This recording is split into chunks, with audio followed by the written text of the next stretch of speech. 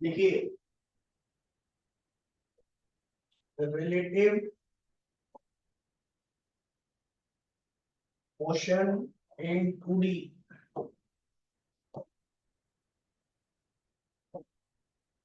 तो ये basically two dimensional motion हमने कहा था जब बॉडी का एक्स कोऑर्डिनेट भी चेंज होने लगे और बॉडी का वाई कोऑर्डिनेट भी चेंज होने लगे।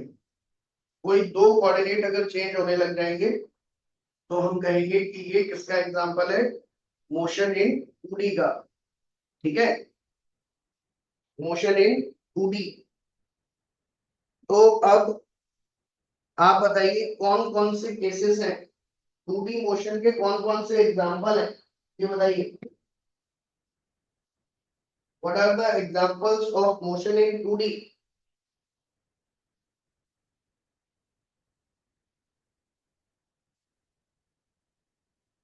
बताइए कब ऐसा होगा जब एक्स कोऑर्डिनेट भी चेंज हो रहा होगा और वाई कोऑर्डिनेट भी चेंज हो रहा होगा।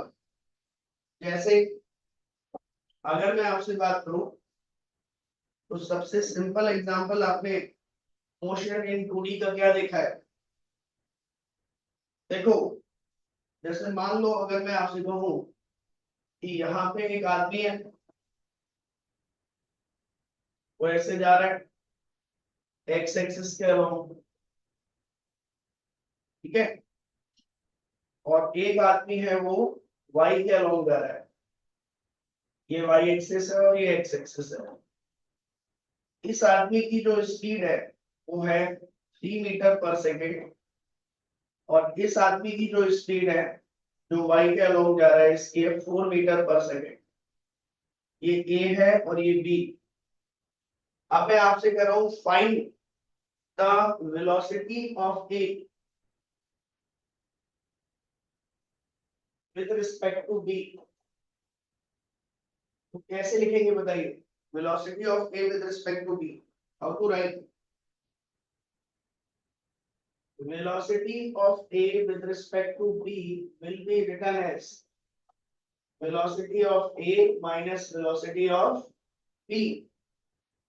तो जब आप velocity of A minus velocity of B करेंगे तो velocity of A ग्राउंड के रिस्पेक्ट में और B ग्राउंड के रिस्पेक्ट में लिखेंगे, और ये आ जाएगा 3 I cap minus 4J cap. यानी कि जो A है वो B को एक्चुअल में एक्स एक्सिस के अलोंग जाता हुआ नहीं देखेगा। B को A जो है वो इस डायरेक्शन में मूव होता हुआ दिखेगा। कौन सी डायरेक्शन है ये, अगर हम ध्यान से देखें, 3 हॉरिजॉन्टल में और -4 वर्टिकल में। तो अगर मैं इन दोनों का रिजल्टेंट ड्रॉ करूंगा तो वो इस तरीके से आएगा, लाइक दिस।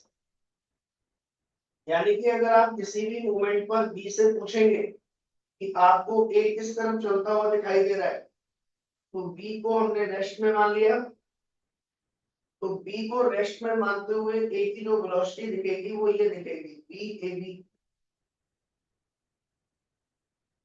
यानी कि ग्राउंड पे खड़े आदमी को तो ये ए हॉरिजॉन्टल में जाता हुआ दिखेगा, लेकिन बी को ये ए हॉरिजॉन्टल से किस एंगल पर जाता हुआ दिखाई देगा।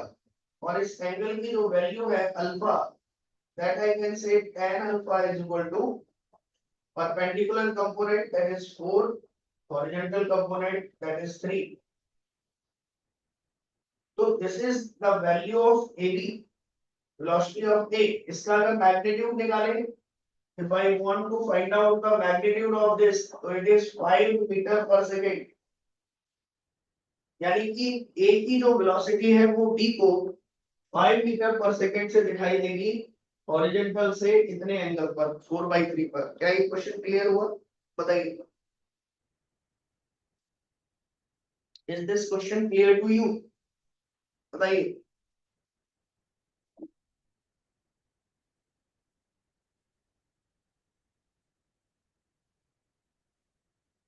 ठीक है, तो जो नेक्स्ट क्वेश्चन आप करके बताओ। मान लीजिए यहां पर इस तरीके से एक ऑब्जेक्ट है वो इस तरीके से जा रहा है लाइक दिस, ठीक है। इसकी वेलोसिटी है, इसकी जो स्पीड है दैट इज 3 मीटर पर सेकेंड या 30 मीटर पर सेकेंड, और ये 60 डिग्री एंगल पर जा रहा है,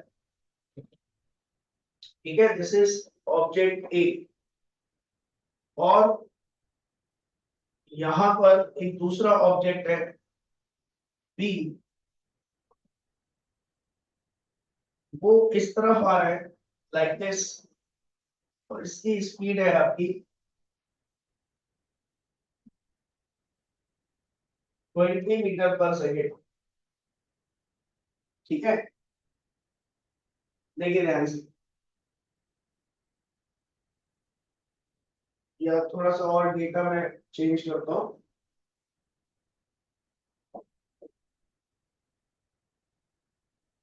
ये मान लीजिए है 60 डिग्री या 30 मान लो, तो 30, और ये जो है बी, वो इस तरफ जा रहा है 90 डिग्री पर 15 मीटर पर सेकेंड से। ये क्वेश्चन है,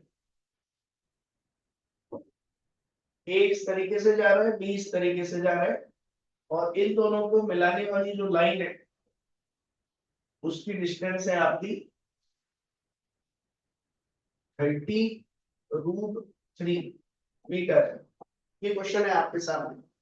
अब आपसे वो कह रहा है find find the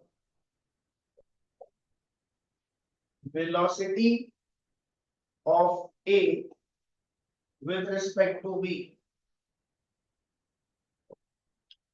find the velocity of a with respect to b। और देखो ये बात पक्की है कि अगर ये ऐसे चलता जाएगा और ये भी ऐसे चलता जाएगा, ठीक है, तो आपको ये बताना है कि find whether they will collide or not। आपको ये भी बताना है कि वो आपस में टकराएंगे या नहीं। समझ रहे हो, एक आदमी ऐसे चल रहा है लाइक दिस, और एक ऐसे चल रहा है ऐसे, तो ये भी हो सकता है कि यहाँ टकरा जाए, या ये भी हो सकता है कि ये आगे निकल गया ये बाद में निकला, या ये भी हो सकता है कि ये पहले निकल गया और ये अब बाद में जा रहा है। तो टक्कर हो भी सकती है और नहीं भी। तो आपको ये भी बताना है कि क्या टक्कर होगी या नहीं होगी। P=0 पर दोनों चलना शुरू करते हैं, तो आपको ये भी पहचानना है कि क्या टक्कर होगी या नहीं होगी, ठीक है। और अगर होगी, if collision take place, if collision take place, तो आपको ये बतानी है कि उसका टाइम क्या होगा, time of collision, and also position of collision, किस जगह पर होगी। क्या क्वेश्चन क्लियर है सभी को, ये बताइए। Is question clear to all, let me know, ठीक है।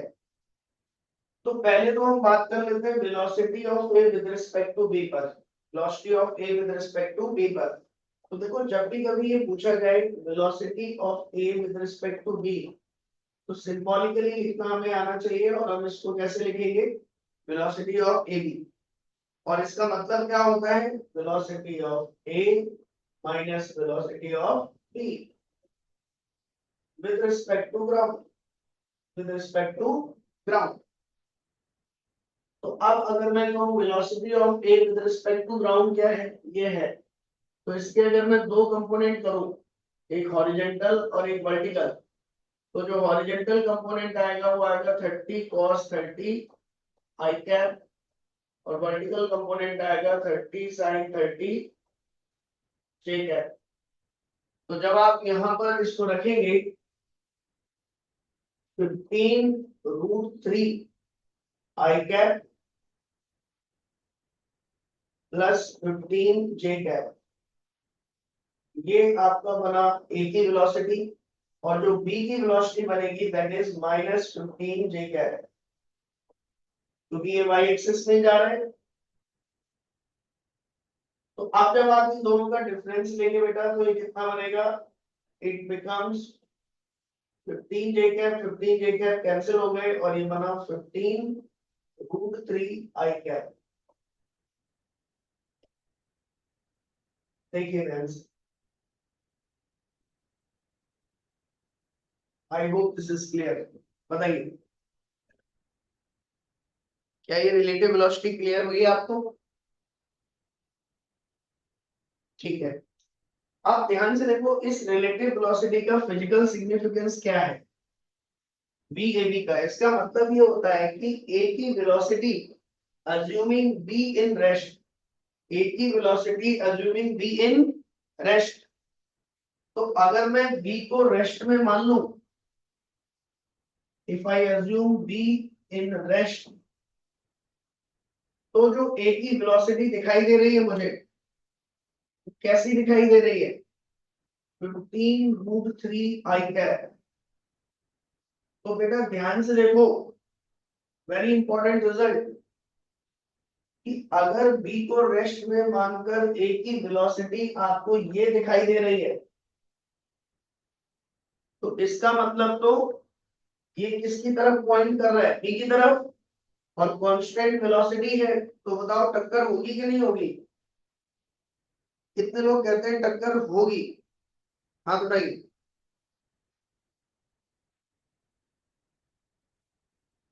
बी ए बी आपकी टुवर्ड द बी है और कांस्टेंट भी है, इसका मतलब डेफिनेटली टक्कर होगी ही होगी।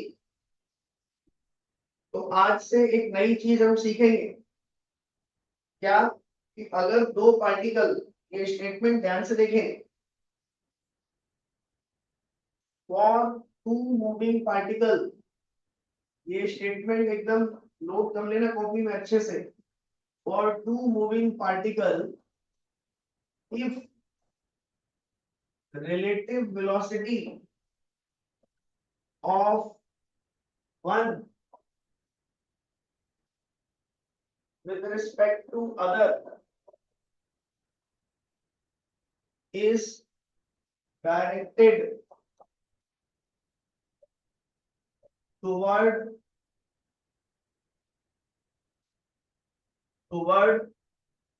is directed toward the other object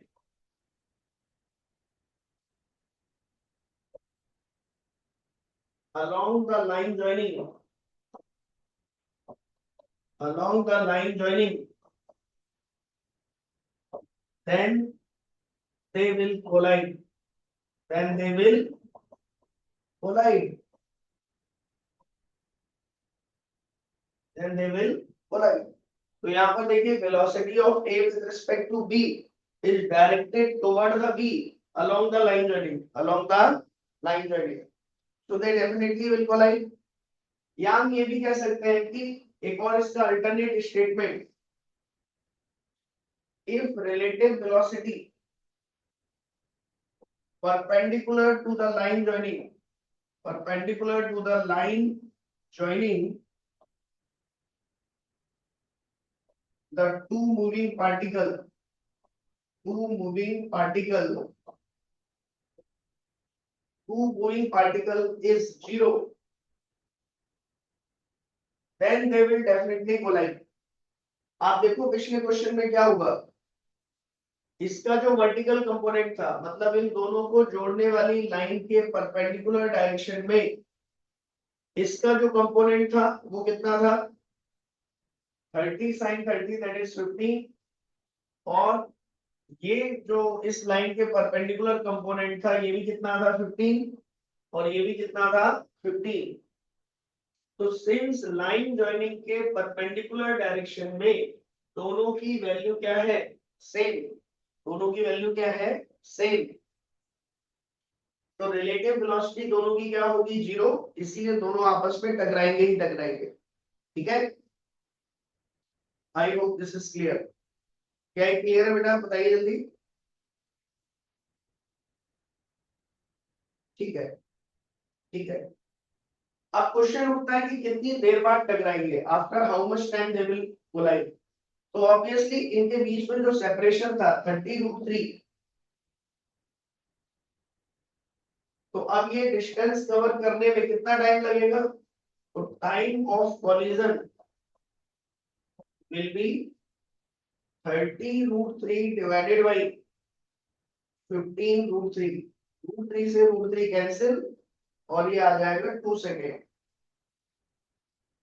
ठीक है, तो 2 second is the correct answer. 2 second is the correct answer. अच्छा, 2 सेकेंड के बाद ये टकरा जाएंगे। तो अब जरा हम आते हैं कि एग्जैक्टली कहाँ टकराएंगे। तो देखो 2 सेकेंड के बाद ये दोनों टकराने वाले हैं, यानी कि 2 सेकेंड में ये जो बी है वो कितना चला होगा, इमेजिन करिए। 15 मीटर पर सेकेंड की स्पीड है, 2 सेकेंड में कितना चला होगा, 30। यानी कि अगर हम ग्राउंड के फ्रेम में इस क्वेश्चन में बताएं तो ये बी जो है वो 2 सेकेंड के बाद यहाँ पहुंचा होगा, और ये भी यहाँ पहुंच गया होगा, और ये दोनों टकरा गए होंगे। तो ये डिस्टेंस जो है वो है 30, और वो कैसे मिली, स्पीड इनटू टाइम से। और ये डिस्टेंस आपकी कितनी मिलेगी, ये जो डिस्टेंस है आपकी ग्राउंड से 30 मीटर हाइट पर जाके टकराया, बस इतना ही बताना था। At h equal to 30 metre यहां जाके दोनों आपस में टकरा जाएंगे। ठीक है, I hope this is clear to you. बताइए, क्लियर है बेटा। अगला क्वेश्चन करेंगे आप, लो मैं आपको देता हूं अगला क्वेश्चन। यहाँ पे, यहाँ पे मान लीजिए एक पार्टिकल है और एक पार्टिकल इस तरीके से है। अब आपको बताना है, suppose this is 60 and this is 20√3। ठीक है, और ये है 60 मीटर पर सेकेंड और ये एंगल है 30। तो आप बताइए जल्दी से, इनके बीच का सेपरेशन है आपका 20 मीटर।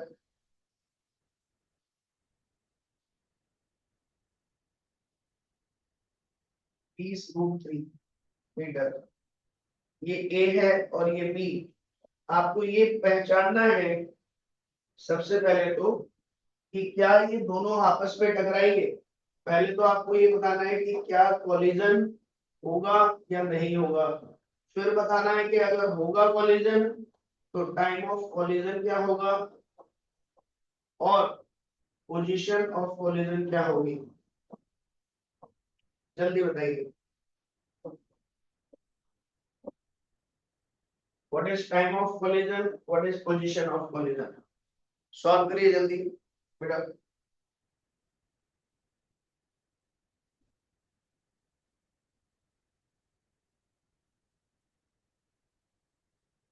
सॉल्व करिए बेटा जल्दी।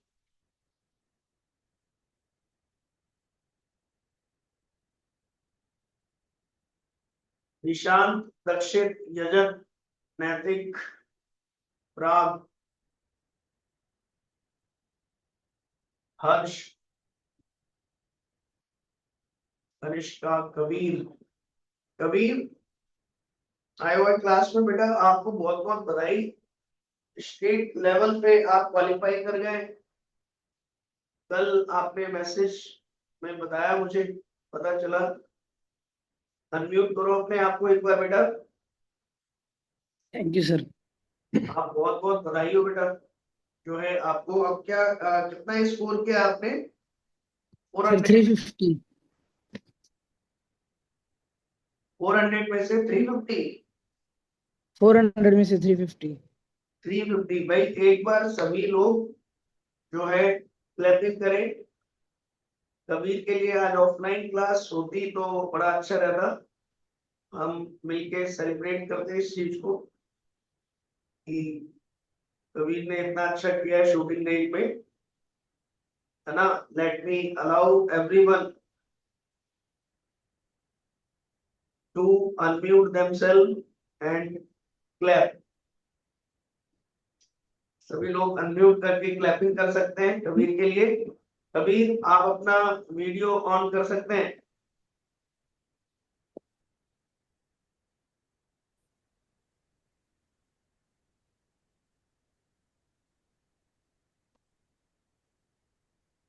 बहुत बढ़िया, शाबाश।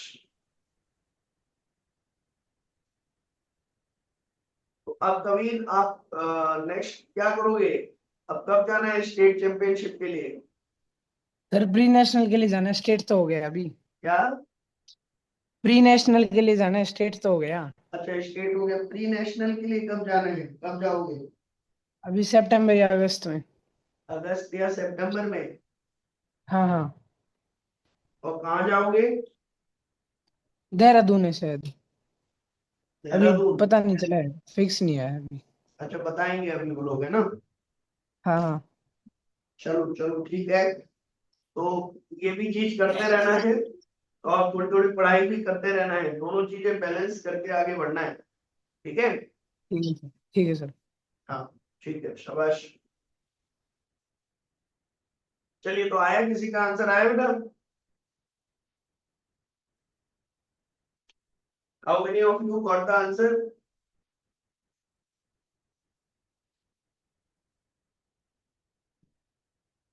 नहीं, देखो, ध्यान से देखो। हाँ, we want to give the answer, पता ही नहीं। सर ये कोलाइड तो करेंगे। क्या? सर ये कोलाइड कोलाइड करेंगे कि नहीं करेंगे?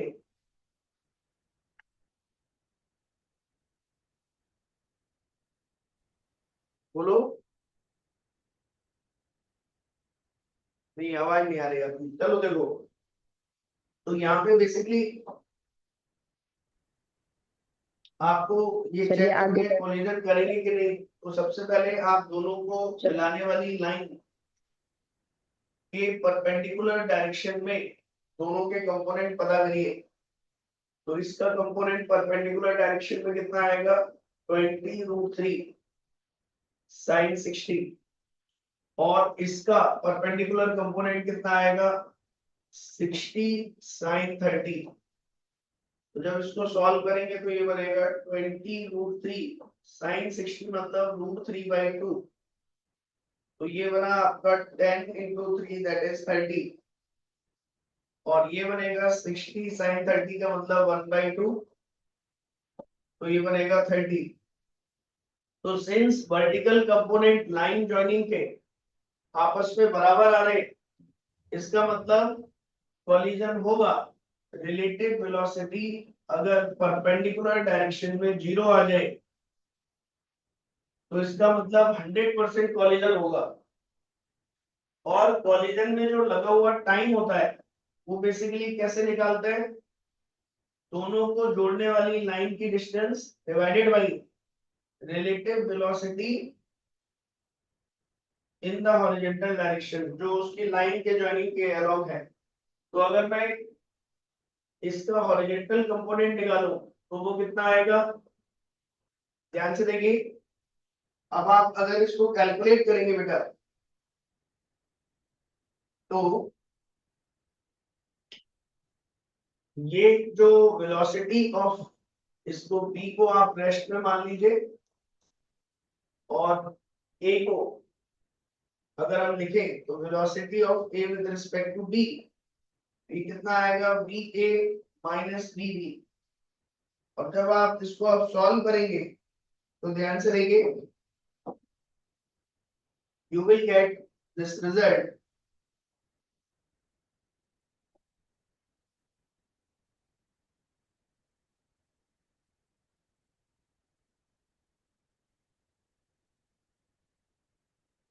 देखिए ध्यान से, you will get this result va minus bb।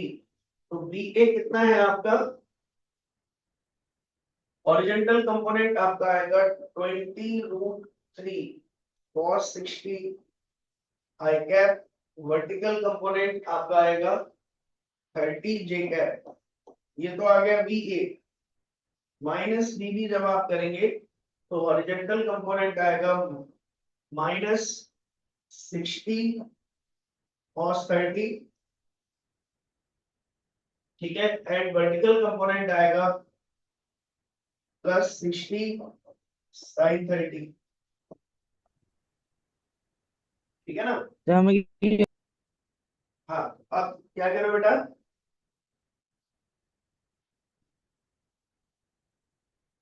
Meet you want to say something?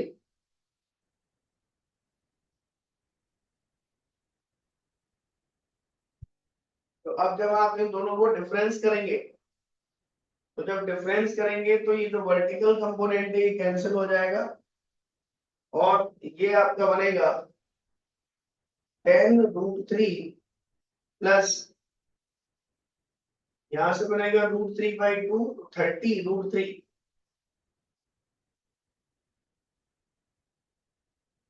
Into I cap, तो ये आपका बनेगा 40√3 आई कैप, ठीक है। तो अब जब टाइम ऑफ कॉलिजन पूछा जाए तो टाइम ऑफ कॉलिजन क्या होता है, उन दोनों के बीच का relative separation, that is 20√3 divided by relative velocity of A with respect to B, और वो कितना है 40√3, √3 से √3 कैंसिल, 1/2 सेकेंड, 1/2 सेकेंड। तो 1/2 सेकेंड पर जो है कॉलिजन होगा आपस में। तो टाइम ऑफ कॉलिजन निकालना बड़ा इजी है बेटा। अगर वर्टिकल कंपोनेंट आपके बराबर आ रहे, अगर वर्टिकल कंपोनेंट बराबर आ रहे हैं तो जो भी उनके बीच की हॉरिजॉन्टल डिस्टेंस है that L divided by horizontal के अलोंग, आप क्योंकि देखो वर्टिकल कंपोनेंट तो कट ही जाते हैं, तो बस हॉरिजॉन्टल के along velocity, relative velocity of approach लिखना होता है। तो हॉरिजॉन्टल के अलोंग दोनों की वेलोसिटी का डिफरेंस ले लेना होता है, ठीक है। तो वो इस केस में ऐड हो जाएगी, तो ये बनेगा 1/2 सेकेंड। अब पोजीशन ऑफ कॉलिजन अगर पूछा जाए तो वो भी इजी है भाई। अगर मान लो क्या कह रहा है कि ए से किस पोजीशन पे टकराया, तो आप यहां से बता सकते हो कि 1/2 सेकेंड में ये कितना आगे चलेगा। तो ये सिंस इस तरीके से था, 1/2 सेकेंड में इसकी स्पीड थी 20√3, तो 10√3 डिस्टेंस आगे चला और ये एंगल था 60, तो यहां पहुंचा होगा कॉलिजन के टाइम पे, ठीक है ना, दोनों यहां कोलाइड कर रहे होंगे। तो अब अगर इस डिस्टेंस की मुझे एक्स कोऑर्डिनेट बताना है, तो ये डिस्टेंस जो बनेगी this is x coordinate which is 10√3 cos 60, और जो y कोऑर्डिनेट होगी दैट इज 10√3 sin 60। तो आप एग्जैक्टली बता सकते हो वो पॉइंट जहां पर दोनों जाके कोलाइड करेंगे। Is that clear? बताओ।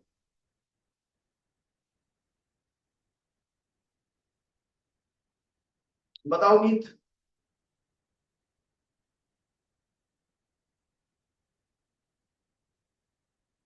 ठीक है,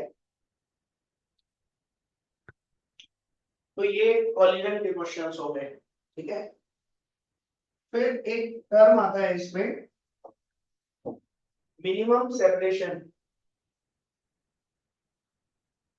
अच्छा, एक और कॉलिजन का क्वेश्चन कराते हैं आपको।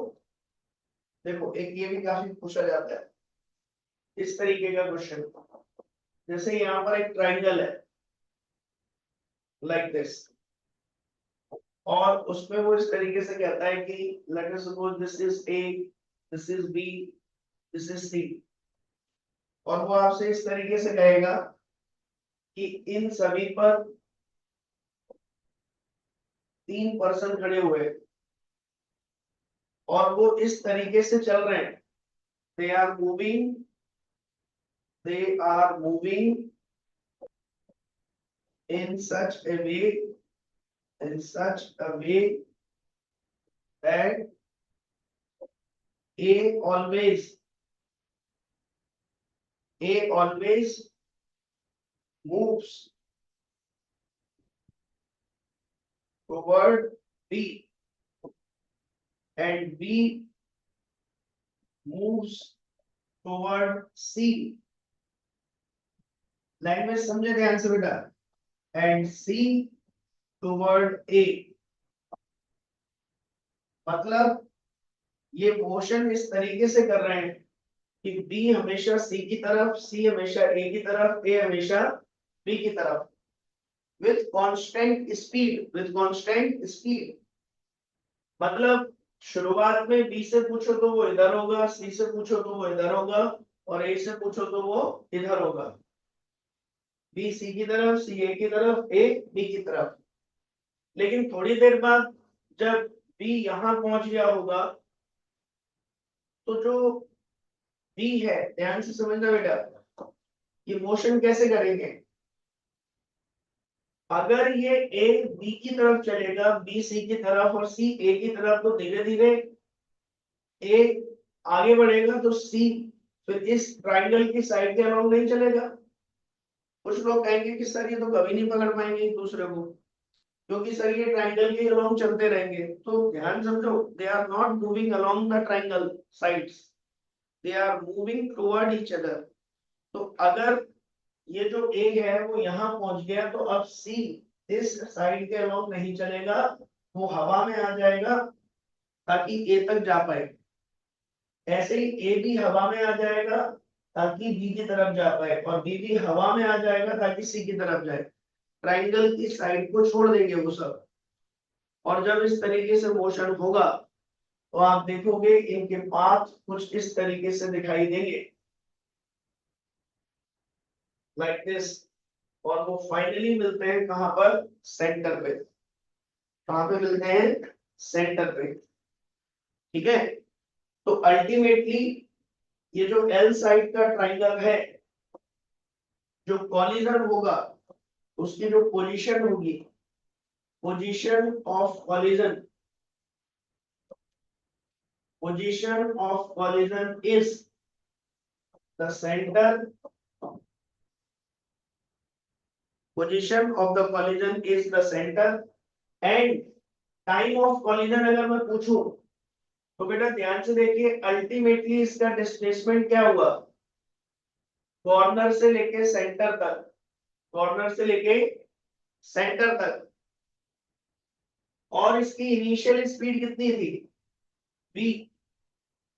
तो अल्टीमेटली इफ आई से कि कॉलिजन t इक्वल टू 0 पर चलना शुरू किया था और t equal to capital T पे कोलाइड हो गया, तो इतनी देर के बाद जो डिस्प्लेसमेंट है वो कितना आया, ये आपका सेंटर O है, तो जो डिस्प्लेसमेंट है दैट इज BO.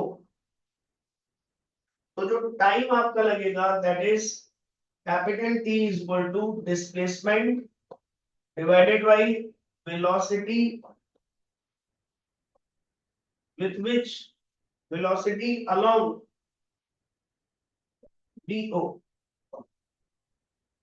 तो देखिए शुरुआत में जो वेलोसिटी थी, ध्यान समझे बेटा, शुरुआत में अगर आप ध्यान से देखें जो वेलोसिटी थी that was in this direction, तो अब उसका इधर कंपोनेंट अगर आप लेंगे तो वो कितना आएगा, BO डिवाइडेड बाय V. ये जो इक्विलेटरल ट्रायंगल है तो उसमें ये एंगल हो जाएगा 30, तो V cos 30. और BO की जो वैल्यू होती है इक्विलेटरल ट्रायंगल में, सेंट्रॉइड से कॉर्नर तक की डिस्टेंस, इट इज L/√3. तो जब ये दोनों वैल्यू पुट करेंगे तो जो टाइम आएगा आपका that is L/√3 V cos 30 की जगह √3/2, तो it will become 2L/3V. T is equal to 2L/3V. Is that clear? बताइए बेटा.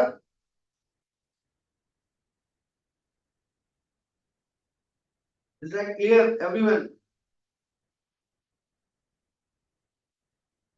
जल्दी बताया करो ताकि फिर अगले क्वेश्चन पे जाए। क्लियर नहीं हुआ करे तो पूछा करो कि सर ये एक बार फिर रिपीट कर दो। क्लियर हो जाया करे तो तुरंत रिस्पॉन्ड दिया करो ताकि फिर हम आगे बढ़ा करें। ठीक है, चलिए नेक्स्ट देखो। ट्राइंगल की जगह अगर मान लो स्क्वायर हो, लेट अस सपोज इस तरीके का, ध्यान से देखिए, ट्राइंगल की जगह मान लीजिए स्क्वायर है और ये आपका ए है, ये बी है और ये सी है और ये डी, और ये इस तरीके से मूव कर रहे हैं कि अगेन ए हमेशा बी की तरफ, बी हमेशा सी की तरफ, सी हमेशा डी की तरफ और डी हमेशा ए की तरफ मूव कर रहा है। तो ये इतनी देर के बाद टकराएंगे और कहाँ टकराएंगे? तो जब भी कभी कोई भी रेगुलर पॉलीगन आपको दिया जाए, याद रखना रेगुलर पॉलीगन का मतलब होता है उसकी साइड आपस में क्या हो, इक्वल। और जब भी पार्टिकल इस तरीके से मोशन करेंगे कि वो सेम स्पीड से मोशन कर रहे हैं और हमेशा एक दूसरे की तरफ मोशन कर रहे हैं, तो आप मान के चलिए कि वो हमेशा और हमेशा कहाँ मिलेंगे? सेंटर पर। They always meet at the centre, they always meet at the centre. ठीक है, तो अब इसमें भी वही काम करना है कि अल्टीमेटली इसका डिस्प्लेसमेंट कितना हुआ, कॉर्नर से सेंटर की तरफ, कॉर्नर से सेंटर की तरफ, और ये पॉइंट ओ मान लिया। तो जो डिस्प्लेसमेंट है दैट इज ए ओ, और इस डिस्प्लेसमेंट के अलोंग वेलोसिटी का जो कंपोनेंट आएगा स्क्वायर में, ये जो है 45 डिग्री बनेगा, तो इट इज b cos 45। तो जो AO की वैल्यू है स्क्वायर में हमें पता है ये होता है L/√2, और जो cos v cos 45 करेंगे दैट इज v/√2, तो ये कैंसिल हो जाएगा और इट विल बिकम L/v, यानी कि जो टाइम लगने वाला है दैट इज L/v।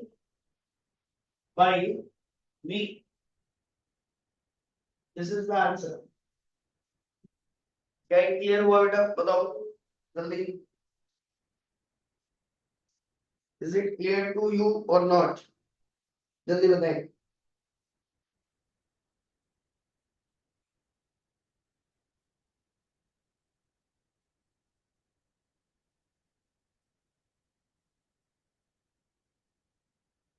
जल्दी बताइए बेटा, इज इट क्लियर?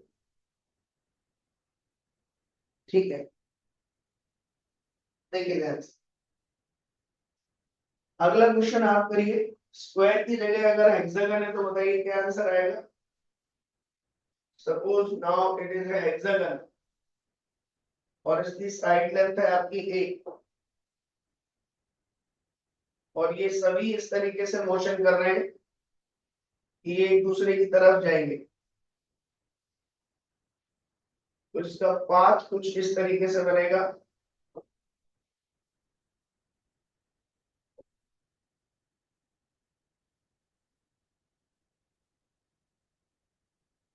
और ये सेंटर पे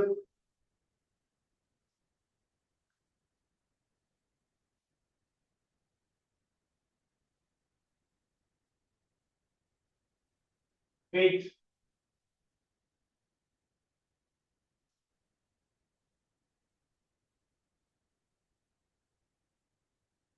ये थोड़ा पावर कट हुआ है, वेट करेंगे इसको स्टार्ट होने के लिए। तब तक आप क्वेश्चन ट्राई करिए जो आपको दिया है मैंने हेक्सागन वाला, उसका आंसर निकालिए। How to solve that question, answer निकालिए उसका।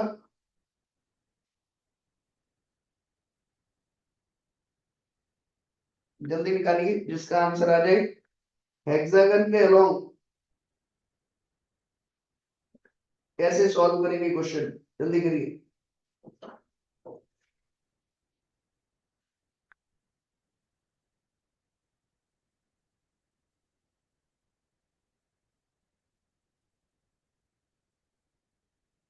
बताइए जल्दी।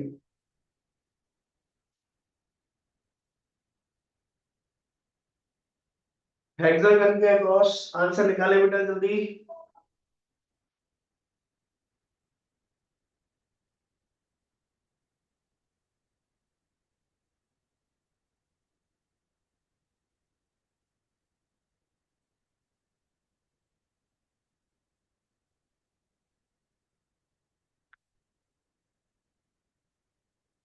यस।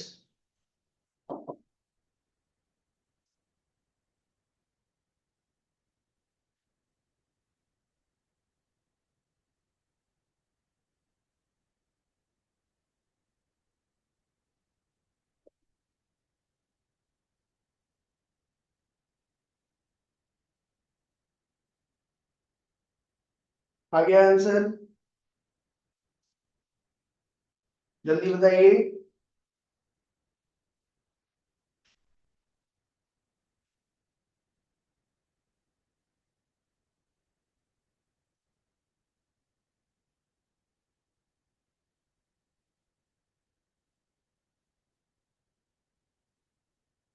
देखिए, हेक्सागन के अंदर भी आप क्या करेंगे, सीधी सी चीज है कि अल्टीमेटली ये जो पार्टिकल है वो यहां से यहां पहुंच रहा है टकराने के बाद।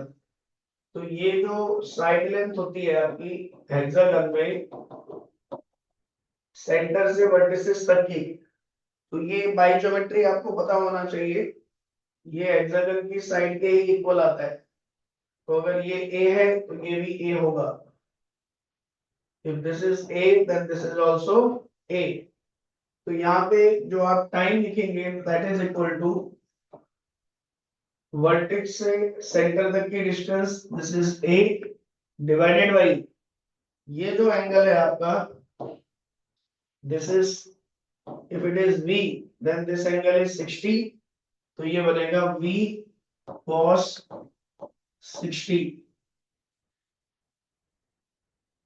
तो ये जो आपका आंसर बनेगा that is a upon v by 2, that is 2a upon v। तो आप देख रहे हैं इन जनरल हम सभी क्वेश्चंस में क्या कर रहे हैं कि वर्टेक्स से सेंटर तक की डिस्टेंस निकाल रहे हैं और स्पीड का सेंटर के अलोंग कंपोनेंट निकाल रहे हैं।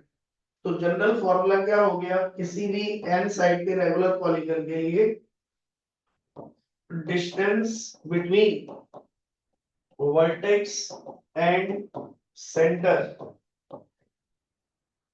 एंड डिवाइडेड बाई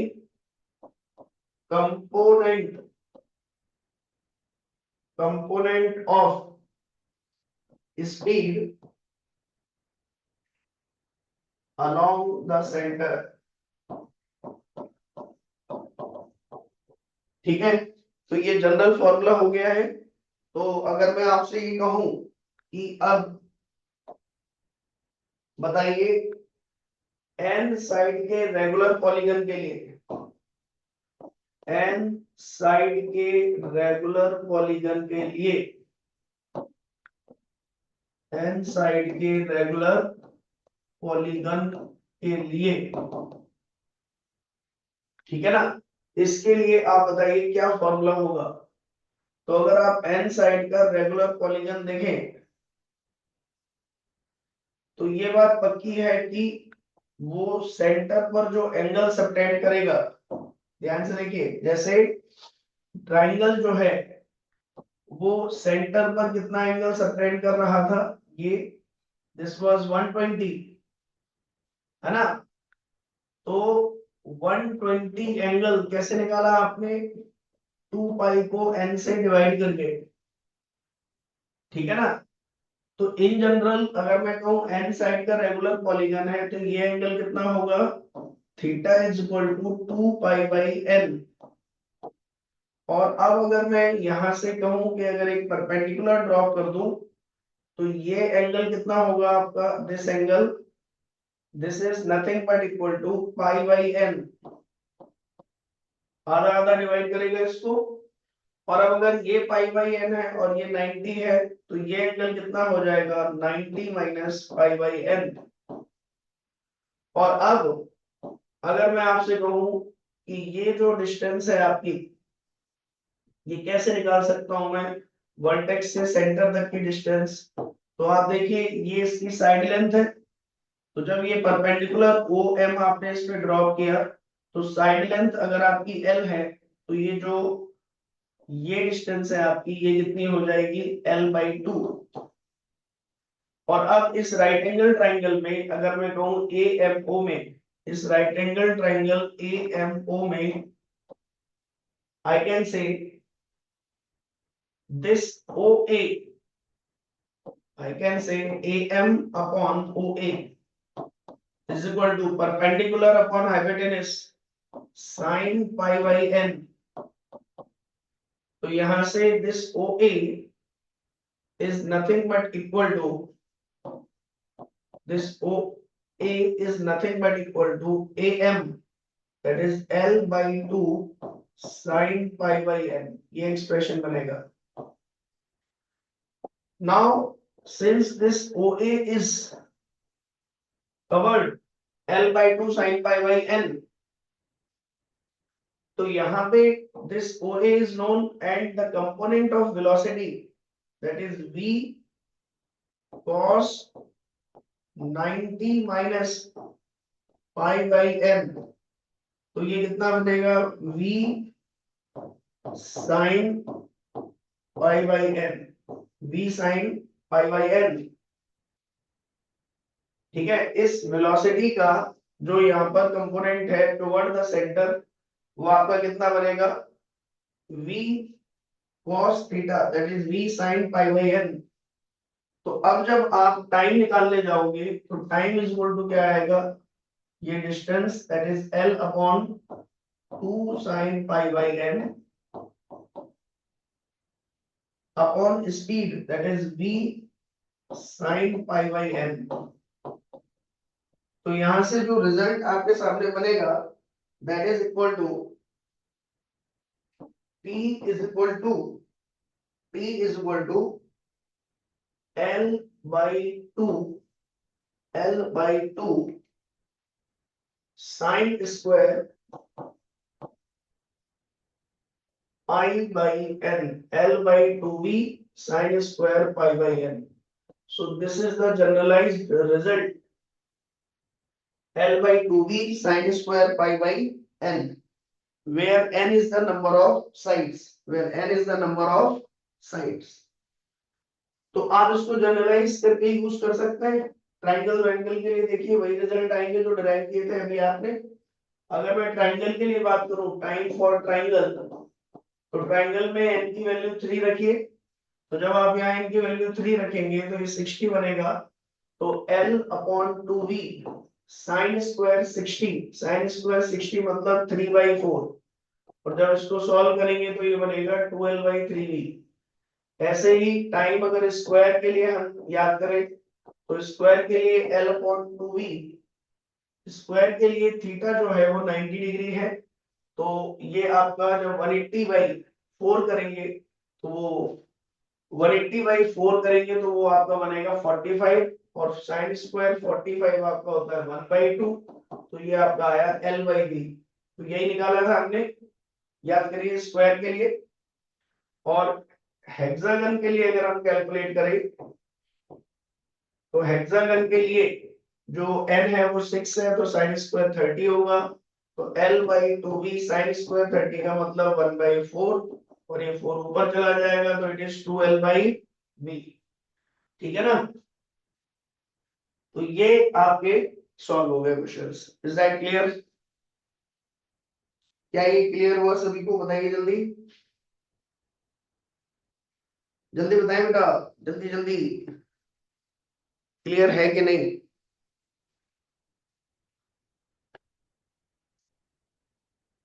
चलिए, तो ये आपके हुए डिस्कस. अब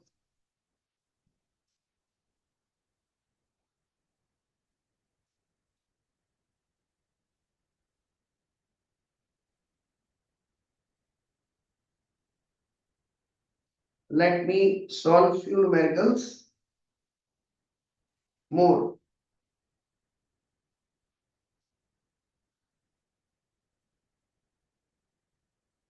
जैसे देखिए कुछ क्वेश्चंस और आपको कराते हैं इस पे देख.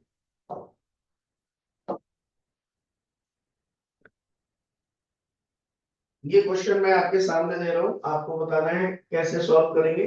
ध्यान से देखिए, ये आपका x एक्सिस है और ये आपका y एक्सिस.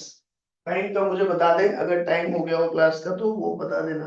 9:53 हुए, तो अभी केवल एक लेक्चर आपका ओवर हुआ है. ठीक है. तो देखिए इसमें यहाँ पर क्या कह रहा है आपसे, कि ये एक्स एक्सिस है और वाई एक्सिस है, और किसी टाइम पर इधर से 3 मीटर की डिस्टेंस पर एक पार्टिकल है बी, और 4 मीटर की डिस्टेंस पर एक पार्टिकल है ए। ठीक है,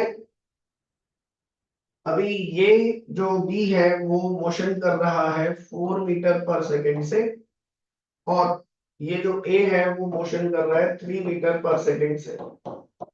ठीक है, तो ये t इक्वल टू 0 पर है, t इक्वल टू 0 पर।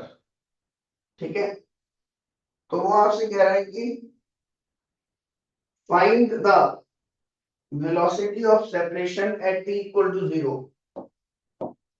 पहला पार्ट है क्वेश्चन का, फाइंड वेलोसिटी ऑफ सेपरेशन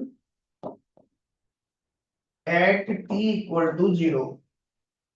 फिर वो आपसे कह रहा है बी पार्ट पे, find velocity of separation at t equal to 1 second. ठीक है, और फिर आपसे कह रहा है find the separation between them, find the separation between them at t equal to 2 second. ठीक है, t इक्वल टू 2 सेकेंड पर उन दोनों के बीच में सेपरेशन क्या होगा, ये आपसे पूछ रहा है। तो बताइए भाई, पहले पार्ट का आंसर बताइए, वेलोसिटी ऑफ सेपरेशन कैसे निकालेंगे। तो देखो, जब भी 2 डायमेंशनल मोशन हो रहा हो, दो पार्टिकल अलग अलग डायमेंशन में जा रहे हो, तो सबसे पहले कभी भी अगर आपसे वेलोसिटी ऑफ सेपरेशन पूछा जा रहा है जिस भी मूवमेंट पर, पहले उन दोनों को आपस में मिलाइए और फिर उनकी वेलोसिटी के कंपोनेंट निकालिए अलोंग द लाइन जॉइनिंग। उनकी वेलोसिटी के कंपोनेंट निकालिए अलोंग द लाइन जॉइनिंग। ध्यान सुनना मेरी बात, वेलोसिटी ऑफ सेपरेशन अगर निकालना है तो पहला स्टेप क्या है, दोनों पॉइंट को आपस में मिलाइए। दूसरा स्टेप क्या है, दोनों की वेलोसिटी के component along the line joining निकालिए। तो अलोंग द लाइन जॉइनिंग ये हो गई, तो इस 3 मीटर पर सेकेंड का मान लो ये एंगल अल्फा है, तो ये एंगल भी कितना हो जाएगा, अल्फा। तो इस 3 का एक कंपोनेंट इधर आएगा, that is that will be given by, let us suppose here it is 3 cos alpha। ठीक है, और यहां पर सिंस ये b इस तरफ जा रहा है तो इसका कंपोनेंट इस लाइन के अलोंग निकालेंगे। तो ये अल्फा है, ये 90 है, तो ये आपका 90 माइनस अल्फा होगा, तो ये 90 माइनस अल्फा होगा। तो b का इधर कंपोनेंट जब निकालोगे तो 4 cos 90 minus alpha which is 4 sin alpha. तो अब आप ध्यान से देखिए, जब हम वेलोसिटी ऑफ सेपरेशन की बात करेंगे तो अब आपको लाइन जॉइनिंग के अलोंग वेलोसिटी लेनी है। ठीक है, और बेसिकली ये वेलोसिटी ऑफ सेपरेशन क्या होगी, relative velocity along the line joining, relative velocity along the line joining. तो लाइन जॉइनिंग के अलोंग रिलेटिव वेलोसिटी पता करना होता है। ठीक है, तो सिंस लाइन जॉइनिंग के अलोंग जो वेलोसिटीज हैं वो आपकी ये दोनों हैं, और ये दोनों एक दूसरे से दूर जा रही है। तो जब हम वेलोसिटी ऑफ सेपरेशन निकालते हैं या रिलेटिव वेलोसिटी निकालते हैं और दोनों बॉडी अगर एक दूसरे से दूर जा रही है, तो आप velocity of one with respect to two जब लिखेंगे तो वो v1 माइनस v2 लिखेंगे। तो v1 मैंने मान लिया 3 cos अल्फा, तो जो v2 है वो v1 के अपोजिट डायरेक्शन में है, इसीलिए इसको माइनस 4 sin अल्फा लिखेंगे। ये माइनस क्यों आया, क्योंकि वो v1 के जस्ट अपोजिट है। और अब जब सॉल्व करेंगे तो ये बन जाएगा 3 cos alpha plus 4 sin alpha. Now how to calculate this alpha value. तो since this is 3, this is 4, this is 5, तो वी नो दैट हियर इस ट्राइंगल में जब ये 3 4 5 होता है तो अल्फा कितना होता है 37 डिग्री। तो जब आप यहाँ पे वैल्यू पुट करेंगे साइन अल्फा की, तो कॉस अल्फा कितना आएगा आपका बेस अपॉन हाइपोटेनस यानी कि 4/5 प्लस 4 इंटू साइन अल्फा कितना आएगा 3/5। तो इसको सॉल्व करेंगे तो ये बनेगा 12/5 प्लस 12/5 दैट इज 24/5 24/5 मीटर पर सेकेंड। तो आई होप आपको ये क्लियर होगा कि टू डायमेंशनल मोशन में वेलोसिटी ऑफ सेपरेशन कैसे निकालते हैं। दोनों को एक लाइन से ज्वाइन कर देंगे और फिर उस लाइन के अलोंग दोनों के वेलोसिटीज कंपोनेंट निकाल के रिलेटिव वेलोसिटी कैलकुलेट करेंगे।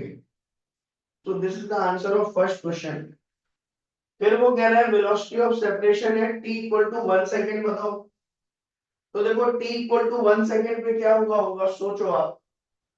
t इक्वल टू 1 सेकेंड पर ये जो a है वो 3 मीटर ऊपर चल चुका होगा और जो b है वो 4 मीटर इधर चल चुका होगा। तो जो नया आपका डायग्राम बनेगा वो ये बनेगा। ए जो है वो शुरुआत में था यहाँ पर 3 मीटर, 1 सेकेंड के बाद 4 और चल चुका होगा तो अब ये डिस्टेंस हो गई होगी 7 मीटर। और जो बी है वो यहाँ पर 4 है तो 1 सेकेंड के बाद कितना चल चुका होगा ऊपर, तो दैट इज 3 मीटर। तो यहाँ से ये जो है बी पहुंच गया होगा। और अब इन दोनों की ही डिस्टेंस ओरिजिन से 7 मीटर हो गई। अब वो आपसे कह रहा है कि बताओ इस पर्टिकुलर इंस्टेंट पर रिलेटिव वेलोसिटी ऑफ सेपरेशन क्या होगी। तो इसकी वेलोसिटी अभी इस डायरेक्शन में कितनी है 4 मीटर पर सेकेंड और इसकी वेलोसिटी इस डायरेक्शन में कितनी है 3 मीटर पर सेकेंड। अब आपसे कहा जा रहा है कि इस पर्टिकुलर इंस्टेंट पर रिलेटिव वेलोसिटी ऑफ सेपरेशन बताइए। चलिए बताइए क्या करेंगे। सबसे पहले जो मैंने एल्गोरिथम बताई है, सबसे पहले क्या करेंगे आप दोनों को जोड़ती हुई एक लाइन ड्रॉ कर देंगे। करिए एक लाइन ड्रॉ दोनों को जोड़ती हुई जल्दी से।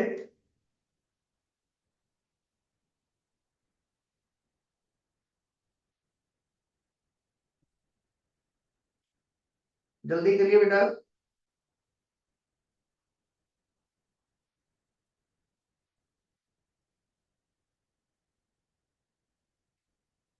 जल्दी निकालिए मीत।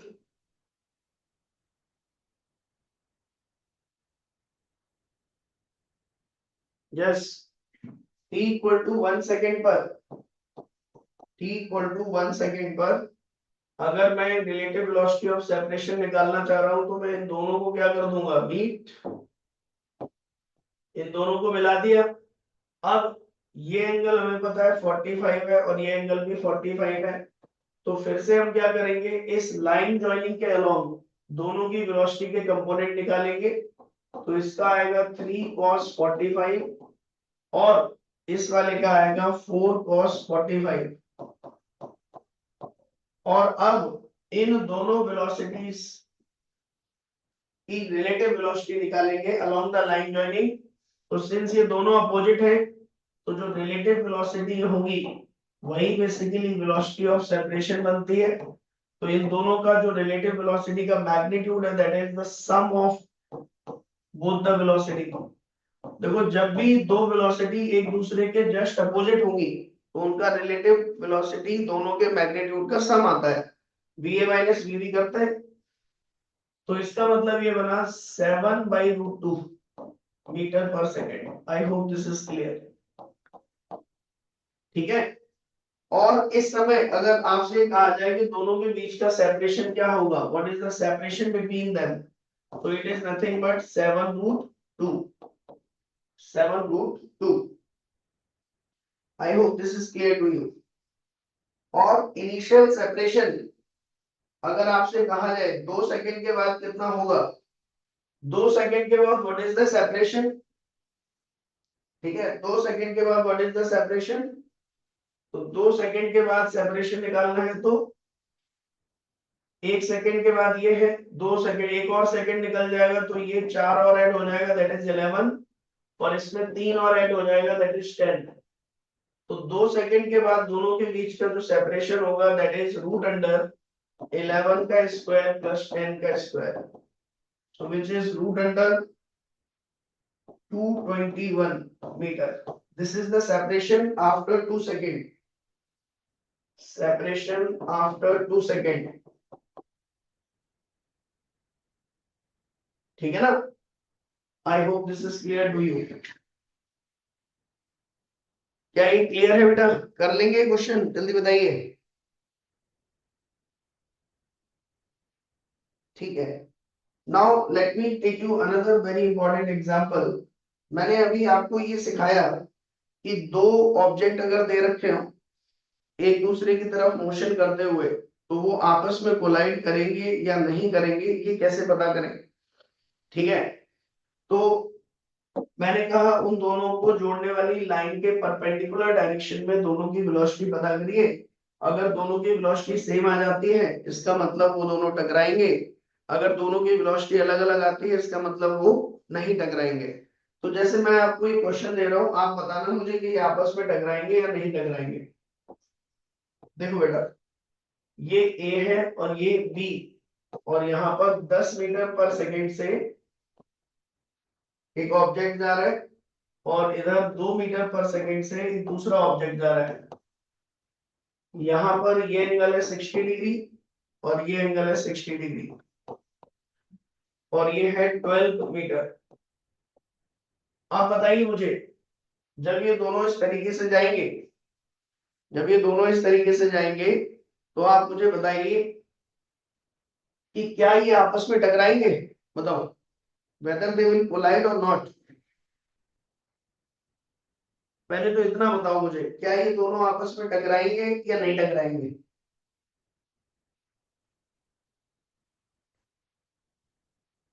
बताइए जल्दी।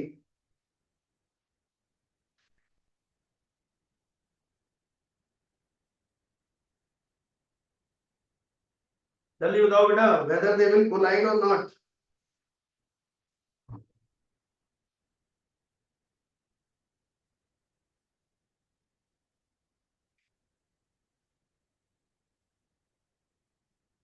बताओ बताओ जल्दी बताओ। हम लोग, हाँ बताइए मीत। सर नहीं होंगे कोलाइड। नहीं होंगे ना? Yes sir. हाँ, क्योंकि हमने ये कैसे पता किया? अगर हम इन दोनों को जोड़ने वाली लाइन के परपेंडिकुलर डायरेक्शन में इनका कंपोनेंट ले लें लाइक दिस, तो इस 10 का कंपोनेंट कितना आ रहा है? 10 sin 60, और इस 2 का कंपोनेंट कितना आ रहा है? 2 sin 60, और जो परपेंडिकुलर डायरेक्शन में कंपोनेंट है वो बन रहे हैं 5√3, और यहां पर बन रहा है √3। तो सिंस दोनों को जोड़ने वाली लाइन के परपेंडिकुलर डायरेक्शन में कंपोनेंट ऑफ वेलोसिटी अलग अलग है, इसका मतलब वो दोनों आपस में कोलाइड नहीं होंगे। तो अब उसने ये पूछा है कि चलो कोलाइड नहीं होंगे, देखो जब दो चीजें एक दूसरे की तरफ आ रही है तो वो कोलाइड नहीं हुई, लेकिन एक पर्टिकुलर इंस्टेंट ऐसा जरूर आया होगा जब वो एक दूसरे के बिल्कुल पास में थी, मिनिमम सेपरेशन। तो अब हम इंटरेस्टेड इसमें हैं कि if two objects do not collide, if collision does not take place, then find the minimum separation, then find the minimum separation। ये कैसे कैलकुलेट करें? ये न्यूमेरिकल पूछा जाता है, आपसे कहेगा check whether they will collide और नॉट, और अगर कोलाइड नहीं कर रहे तो फिर जरूर उनके बीच में एक इंस्टेंट ऐसा आया होगा जब जो सेपरेशन होगा वो मिनिमम होगा। तो आपको ये बताना है कि सेपरेशन मिनिमम कब होगा, बताइए। when the separation will be minimum, बताइए।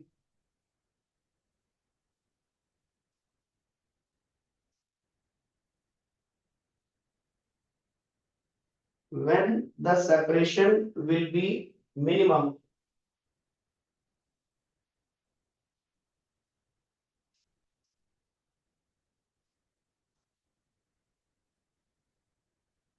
बताइए।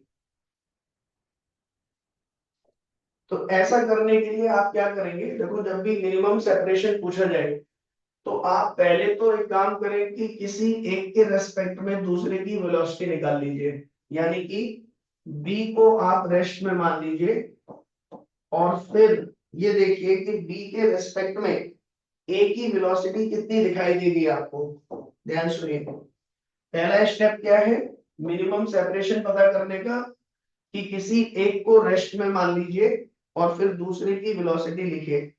Bye assuming one in rest write the velocity of other.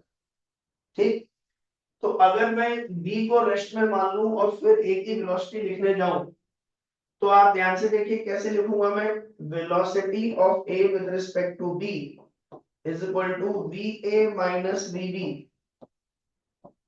तो अब va कैसे लिखूंगा मैं, 10 का component 10 cos 60 i cap plus 5√3 j cap, ये आ गया a की वेलोसिटी, माइनस b की वेलोसिटी कितनी होगी, -2 cos 60 आई कैप। भाई इस 2 का इधर कंपोनेंट आएगा, सिंस लेफ्ट में है इसीलिए क्या लिख रहे हैं, -2 cos 60 और वर्टिकल में +√3 जे कैप।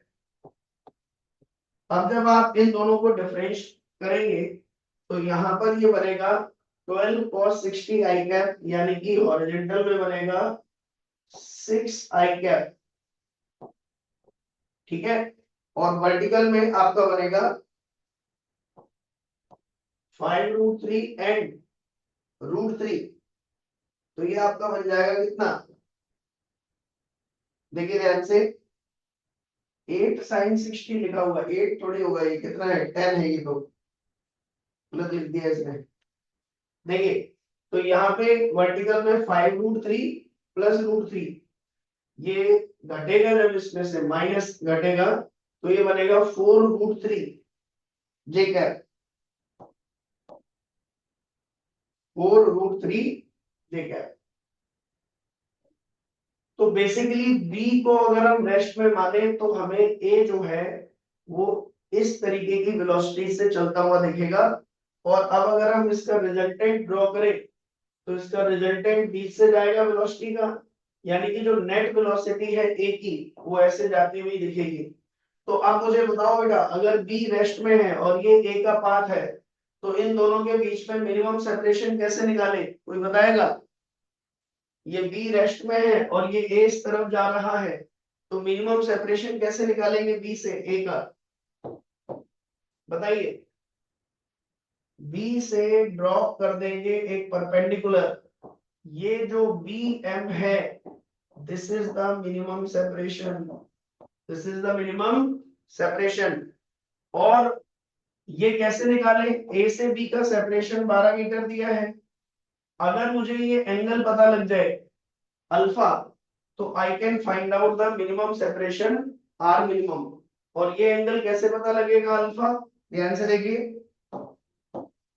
ये एंगल पता करने के लिए आप यहां पर इस राइट एंगल ट्रायंगल में, या आप इन दोनों वेक्टर्स को ध्यान से देखिए, tan अल्फा किसके इक्वल आएगा, tan alpha is equal to perpendicular upon base, तो परपेंडिकुलर है 4√3 और बेस है आपका 6, तो यहां से सॉल्व करेंगे तो ये बनेगा 2√3/3। सो ये tan अल्फा की वैल्यू आ गई आपकी, this is the value of tan alpha, ठीक है। अब इस राइट एंगल ट्रायंगल BMA में अगर आप ध्यान से देखें, I can say R minimum, ध्यान समझना बेटा, ये आर मिनिमम और ये hypotenuse that is 12 perpendicular upon hypotenuse is equal to sin alpha. और sin अल्फा कैसे निकालें, since tan alpha is equal to 2√3 divided by 3, तो साइन ये हाइपोटेनस कितना बनेगा, तो 12 और प्लस 9 21 रूट 21, ठीक है ना, 12 प्लस 9 21 रूट 21, तो साइन अल्फा कितना बन जाएगा 2√3 डिवाइडेड बाई रूट 21। तो जब आर मिनिमम सॉल्व करेंगे तो आर मिनिमम कितना आएगा 12 2 24 divided by root 7. This is the answer of this question. 24 divided by root 7. Is that clear? बताइए. How to find out the minimum separation when two objects do not collide with each other? तो आपको step में क्या करना है, b को rest में मान के a की वेलोसिटी बनानी है, फिर b से उस वेलोसिटी पे परपेंडिकुलर डालना है, और फिर यहाँ एंगल अल्फा कैलकुलेट करना है इस रिलेटिव वेलोसिटी के रेशियो से, एंड देन ट्रिग्नोमेट्री से ये आर मिनिमम आपको कैलकुलेट करना है। आई होप आपको ये क्वेश्चन क्लियर होगा। Is it clear? Late me no, जल्दी से बताइए क्या आपको ये क्लियर हुआ। आगे बढ़े हम, चलिए तो let me give you another question, देखिए ध्यान से।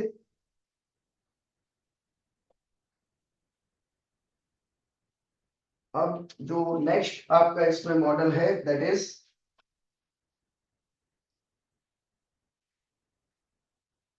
प्रोजेक्टाइल मोशन को इंक्लूड करके है। देखिए मान लीजिए आपके पास एक क्वेश्चन दिया जा रहा है, ध्यान से देखें। देखिए आपके पास दो प्रोजेक्टाइल हैं, एक प्रोजेक्टाइल फेंका गया 20 मीटर पर सेकेंड से लाइक दिस, और उसका एंगल ऑफ प्रोजेक्शन है 60 डिग्री, और एक दूसरा प्रोजेक्टाइल है जो दूर कहीं यहां से इस तरफ फेंका गया है, और इसकी इनिशियल वेलोसिटी है 10√2, और एंगल ऑफ प्रोजेक्शन जो है वो है 45 डिग्री। तो ये दो प्रोजेक्टाइल एक दूसरे की तरफ फेंके गए हैं, और इनके बीच में जो सेपरेशन है that is 100 metre at t equal to 0। शुरुआत में जब इनको फेंका गया तो इस तरीके की सिचुएशन थी बेटा, ठीक है। अब आपसे पूछा गया है पहला पार्ट, फर्स्ट पार्ट आपसे पूछा गया है, इसमें A part that is find the velocity of b with respect to a, also find the path of b observed by a। तो पहले ये आपका a है और ये b, तो आपसे ये पूछा गया है पहले की सीधी सी चीज है, आप ये बताओ वेदर दे विल कोलाइड और नॉट, कॉलिजन होगा इन दोनों में या नहीं होगा, ठीक है। दूसरा एक और बहुत इंपॉर्टेंट चीज, भाई ए को बी की वेलोसिटी अगर ग्राउंड पे खड़े आदमी से कहा जाए कि बताओ ए और बी को देख के बताओ ए और बी का मोशन कैसा दिखाई दे रहा है, तो वो कहेगा प्रोजेक्टाइल मोशन। हम जब इन्हीं दो ऑब्जेक्ट को ऐसे उछलते हुए देखेंगे तो ग्राउंड पे खड़े आदमी को उन दोनों का मोशन कैसा दिखाई देगा, प्रोजेक्टाइल। लेकिन इस क्वेश्चन में आपसे सबसे पहले वो ये पूछ रहा है ए पार्ट में, the motion of B observed by A, मतलब बी का मोशन ए को कैसा दिखाई देगा, A option projectile motion, B option rectilinear motion, motion in a straight line दिखाई देगा, ठीक है। तो आप बताइए पहले यही बताइए ये वाला part, motion of B with respect to A. तो देखिए मोशन को पता करने के लिए हमें पहले इसमें ये पता करना पड़ेगा कि आखिर ए के रेस्पेक्ट में बी की जो वेलोसिटी है और जो एक्सेलरेशन है वो क्या है। तो अगर हम ध्यान से देखें velocity, initial velocity of B with respect to A कैसे लिखेंगे, तो ub माइनस ua, ub कितना है इनिशियल, तो एक कंपोनेंट ub का इधर और एक कंपोनेंट इधर, तो ये बनेगा -10√2 cos 45 i cap plus 10√2 sin 45 j cap. ये तो u की वेलोसिटी है, v की वेलोसिटी है इनिशियल, और इसमें माइनस करेंगे हम a की वेलोसिटी को, तो it is 20 cos 60 i cap plus 20 sin 60 j cap. ठीक है ना। तो जब इन दोनों का डिफरेंस लेंगे हम, तो u v a जो मिलेगा वो इन दोनों का डिफरेंस मिलेगा, that is -10 i cap plus 10 j cap. इसका सब्ट्रैक्शन करना है हमें इससे, that is 10 i cap plus 10√3 j cap. और जब घटाएंगे तो ये कितना बनेगा, -10 -20 i कैप और plus 10 into 1 minus √3 j cap. So this is initial velocity of B with respect to A. ध्यान से देखिए, this is the initial velocity of B with respect to A, और ये वेलोसिटी देखी। अब अगर हम बात करें acceleration of B, acceleration of B with respect to A, तो ये बड़ा इंटरेस्टिंग है। It is A B minus A A, और दोनों का एक्सेलरेशन ग्राउंड में वर्टिकली डाउनवर्ड है, हॉरिजॉन्टल में दोनों का एक्सेलरेशन है नहीं प्रोजेक्टाइल में, केवल दोनों का एक्सेलरेशन का है वर्टिकली डाउनवर्ड। तो इसका मतलब इसका भी माइनस जी आएगा, माइनस ऑफ इसका भी माइनस जी, तो ये कितना बनेगा, 0। Very interesting result. इसका मतलब जो B है, जो A है, उसको B का मोशन हमेशा एक कांस्टेंट वेलोसिटी के साथ दिखाई देगा, जिसका एक्सेलरेशन क्या होगा, 0। मतलब A को B कांस्टेंट वेलोसिटी से चलता हुआ दिखाई देगा, इसका मतलब स्ट्रेट लाइन में चलता हुआ दिखाई देगा with a constant speed. Very interesting result. Ground पे खड़े आदमी को A और B दोनों की स्पीड चेंज होती दिख रही है, दोनों का पाथ पैराबोलिक दिख रहा है, लेकिन अगर A से पूछा जाए B के बारे में, तो वो ये कह रहा है कि जो B है वो एक स्ट्रेट लाइन में चल रहा है और उसकी वेलोसिटी भी क्या है, कांस्टेंट, वो टाइम के साथ चेंज नहीं हो रही है। क्या ये बात समझ आई आप लोगों को? जल्दी से बताइए बेटा, जल्दी से बताइए बेटा, लेट मी नो। ठीक है, अब आप मुझे ये बताइए कि अगर हमने ये डिराइव कर लिया कि A के रेस्पेक्ट में B की वेलोसिटी, मतलब A को हमने रेस्ट में मान लिया, और फिर हमें B की जो वेलोसिटी है वो कितनी दिखाई दे रही है, हॉरिजॉन्टल में दिखाई दे रही है 20 i कैप, और जो वर्टिकल में दिखाई दे रही है, तो वर्टिकल में ये नेगेटिव आएगी, मतलब नीचे की तरफ दिखाई दे रही है 10। अब इसका मैग्नीट्यूड अगर हम लिख लें, क्योंकि 1 माइनस √3 नेगेटिव है, तो मैग्नीट्यूड अगर हम बात करें तो इट इज √3 - 1। ठीक है, तो अल्टीमेटली जो ये वेलोसिटी है, अगर हम कहें तो ये माइनस कॉमन ले लिया मैंने, इट इज जे कैप। तो इसका मतलब जो A के रेस्पेक्ट में B का मोशन है वो बेसिकली इस तरीके से होगा, देखिए ध्यान से, इन दोनों का रिजल्टेंट यही है, velocity of B with respect to A। ठीक है, तो इसका मतलब दोनों में कॉलिजन होगा क्या, बताइए, क्या ये दोनों कभी कोलाइड करेंगे? जल्दी बताएं बेटा, क्या ये दोनों कभी कोलाइड करेंगे, जल्दी बताइए, अरे बोलो बेटा, क्या ये कभी कोलाइड करेंगे?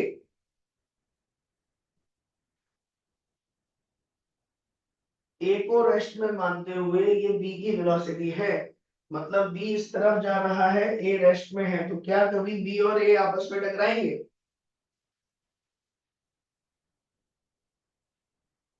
बोलो भी, सर नहीं टकराएंगे। नहीं टकराएंगे। तो फिर अब वो तीसरे पार्ट में आपसे कह रहा है कि इनके बीच में मिनिमम सेपरेशन बताओ। तो बेटा बताओ मिनिमम सेपरेशन कैसे निकालते थे, ये बी जा रहा है और ये ए है, तो मिनिमम सेपरेशन कैसे निकलेगा, इस पे सर परपेंडिकुलर ड्रॉप करके। परपेंडिकुलर। तो ये आपका हो गया आरबिन, और अब मुझे ये निकालना है, और ये डिस्टेंस 100 मीटर है। तो सबसे पहले मैं क्या करूंगा, ये एंगल पता करूंगा अल्फा। तो ये एंगल अल्फा कैसे निकलेगा, tan alpha is equal to perpendicular component upon base. Now what is perpendicular component, tan √3 - 1 divided by base कितना है आपका 20। tan अल्फा आ गया, बोलिए जल्दी। Now you got the tan alpha.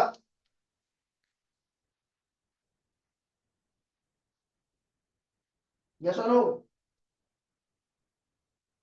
और अब tan अल्फा अगर पता चल गया है तो आप यहां से sin अल्फा निकाल सकते हैं, और sin अल्फा को इस ट्रायंगल से हम क्या लिख सकते हैं, परपेंडिकुलर अपॉन हाइपोटेनस, यानी कि r min डिवाइडेड बाय 100।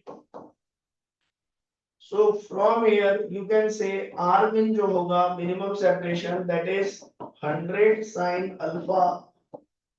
और sin अल्फा कैसे निकलेगा, फ्रॉम दिस एक्सप्रेशन। कर लेंगे ये क्वेश्चन, बताइए जल्दी बताइए बेटा,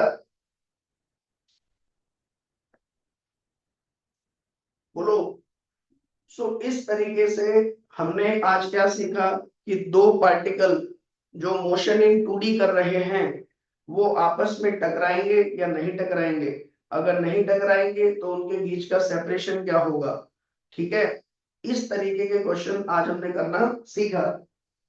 अब एक और चीज समझिए, अभी आपके पास 5-10 मिनट है, 10:25 हो रहा है, 40 तक 15 मिनट है हमारे पास। तो अब हम एक और चीज सीखेंगे जिसको हम बोलते हैं कंस्ट्रेंड रिलेशन।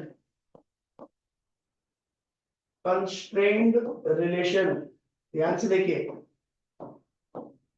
कंस्ट्रेंड रिलेशन ये क्या होता है, what is this constrained relation, ये क्या चीज होती है, ध्यान समझिए।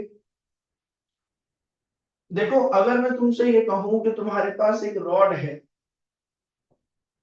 रॉड लाइक दिस, तो रॉड की जो लेंथ होती है वो हमेशा क्या होती है, कांस्टेंट। रॉड चाहे कैसे भी मोशन करे, क्या उसकी लेंथ चेंज होती है क्या कभी, बताओ मीत।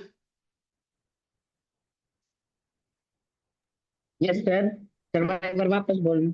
मैं ये कह रहा हूं कि अगर मेरे हाथ में ये एक रॉड है और मैं इसको फेंक के कहीं फेंकूं, इसको मोशन करवाऊं, तो क्या कभी इसकी वेलोसिटी चेंज होगी क्या, क्या कभी इसकी लेंथ चेंज होगी क्या मोशन के दौरान। No sir, sir length change नहीं होगी। लेंथ हमेशा सेम होगी, है ना।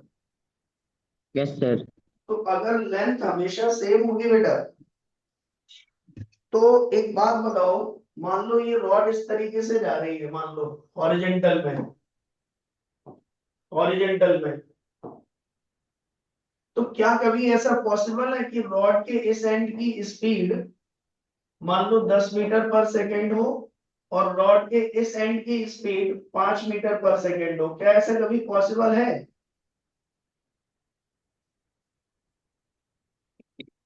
सर हो सकता है। हो सकता है।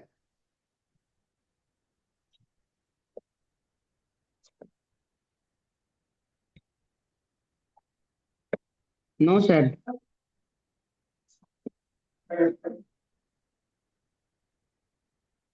मतलब ये जो पेन है, मैं ये कह रहा हूं कि ये वाला जो एंड है वो तेज तेज चले और पीछे वाला एंड स्लो स्लो चले, नो सर, पॉसिबल है। नहीं हो सकता। No sir.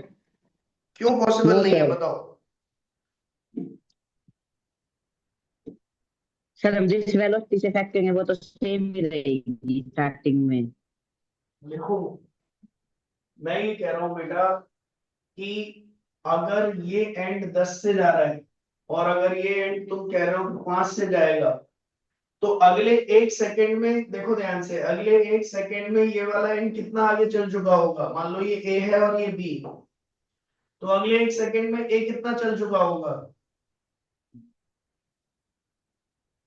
10 सर 10 सेकंड और आगे, 10 मीटर और आगे। 10 मीटर। यस और सर। बी कितना चल चुका होगा?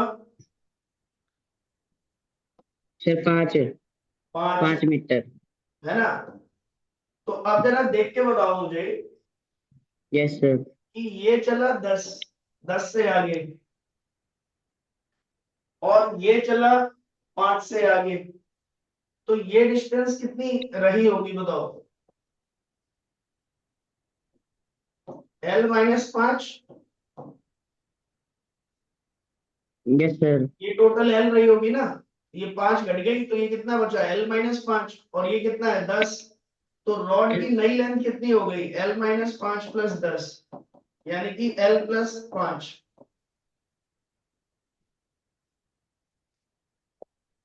Yes sir. इसका मतलब तो रॉड की लेंथ चेंज हो जा रही है मोशन के साथ। भाई जब आगे वाला एंड तेज तेज भागेगा, पीछे वाला एंड स्लो रहेगा, तो रॉड तो खिंच जाएगी ना। यस और नो? Yes sir. पर क्या कभी ऐसा होता है कि रॉड खिंच जाए मोशन करते समय? No sir. इसका मतलब अगर कोई रिजिड बॉडी है और वो मोशन कर रही है, तो कभी भी लेंथ के अलोंग जो वेलोसिटी होती है दोनों एंड की, वो अलग अलग नहीं हो सकती। जब भी कोई रिजिड बॉडी मोशन करेगी, तो उसके जो एंड हैं उनकी वेलोसिटी अलोंग द लेंथ दोनों की क्या आएगी बेटा? Same. Same. Is that clear? Yes sir. हाँ, ये हो सकता है कि किसी दूसरे डायरेक्शन में दोनों की वेलोसिटी अलग अलग हो। मान लो यहाँ 10 है, यहाँ 5, ऐसा हो सकता है, नो डाउट। भाई देखो ये रॉड यस ऐसे सर। घूम रही है सर्कुलर मोशन में, तो ये हो सकता है कि ये एंड ऊपर जा रहा हो और ये वाला एंड नीचे आ रहा हो, लेकिन अलोंग द लेंथ दोनों की वेलोसिटी हमेशा क्या आएगी? सेम। क्या ये बात क्लियर सेम। हुई? Yes sir. इसको कहते हैं हम कंस्ट्रेंड रिलेशन। इस रॉड या रिजिड बॉडी के ऊपर ये कंस्ट्रेंड है कि इसके दोनों एंड की वेलोसिटी अलोंग द लेंथ क्या होनी चाहिए? सेम। क्योंकि length of the rigid body does not change with time, does not change with time. Is that clear? Yes sir. तो मुझे बताओ, अगर एक मैं सिंपल सा क्वेश्चन तुम्हें दूं कि यहाँ पर एक रॉड है और ये मोशन कर रही है, इसके इस एंड की वेलोसिटी है 10 मीटर पर सेकेंड हॉरिजॉन्टल से 60 डिग्री पर, और इस एंड की जो वेलोसिटी है वो इस तरफ है 20, इस तरफ, इस एंड की जो वेलोसिटी है आपकी वो है 10 मीटर पर सेकेंड अल्फा एंगल पर। तो आप मुझे बता सकते हो what is the value of alpha? बताइए, अल्फा की वैल्यू क्या होनी चाहिए? ये एक रिजिड रॉड है जिसकी लेंथ है L, इस एंड की वेलोसिटी है 10 मीटर पर second at an angle of 60 degree, और इस एंड की वेलोसिटी है 10 मीटर पर second at an angle alpha, या 20, मान लो 20 मीटर पर second at an angle alpha. तो बताइए अल्फा की वैल्यू कितनी होगी? What is the value of alpha? बताइए। तो आप यहाँ पर कौन सा कंडीशन अप्लाई करेंगे बेटा, बताओ, जो अभी अभी आपने सीखी है, कंस्ट्रेंड रिलेशन, यानी कि रॉड के दोनों एंड की velocity along the rod length, along the rod length क्या होनी चाहिए? सेम।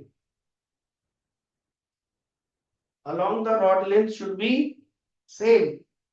तो यहाँ पर इस वाले एंड की वेलोसिटी कितनी आएगी? 20 cos अल्फा, और इसकी कितनी आएगी? 10 cos 60।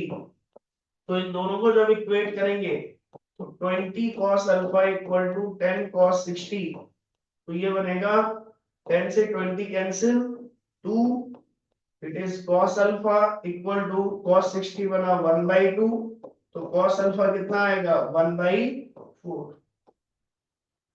क्या ये क्वेश्चन क्लियर हुआ? बताइए बेटा।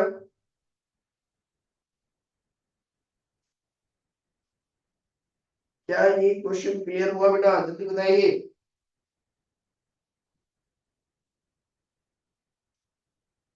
बोलो। अरे भैया बताओ जल्दी। हाँ, नेक्स्ट क्वेश्चन। अब चलो, अगर ये क्वेश्चन आपको क्लियर हुआ तो इसमें बताइए, यहां पर एक रॉड रखी हुई है लाइक दिस, इसकी लेंथ है, मास है m, लेंथ है l, और ये रॉड जो है वो स्लाइड कर रही है इस तरीके से, स्मूथ सरफेस है। दोनों सरफेस कैसे हैं? स्मूथ। ये भी कैसा है? स्मूथ। तो जब हमने इस रॉड को यहां से छोड़ा तो ये रॉड इस तरीके से स्लाइड कर रही है, मतलब ये वाला एंड जा रहा है इस तरफ और ये वाला एंड आपका आ रहा है इस तरफ नीचे दीवार पर। ठीक है, ये एंड है बी और ये एंड है ए। आपको ये बताना है find the velocity, find the velocity of B. ये बी की वेलोसिटी बतानी है जब ये रॉड थीटा एंगल बनाए हॉरिजॉन्टल से। ए की वेलोसिटी दे रखी है B A. What is the relation between B A and B B? जल्दी बताइए। What is the relation between B A and B B? जल्दी बताइए बेटा। What is the relation between VA and VB? बताइए बताइए जल्दी। तो फिर से कौन सी चीज यूज करेंगे? जल्दी बताओ। Meet, same rod constraint, the velocity along the rod, the velocity along the rod, the velocity of both end of the rod along the rod will be same, along the rod will be same। बताइए जल्दी बेटा।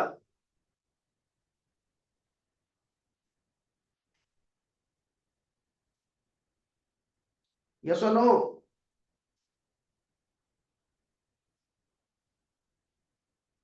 मीत कर पा रहे हैं question?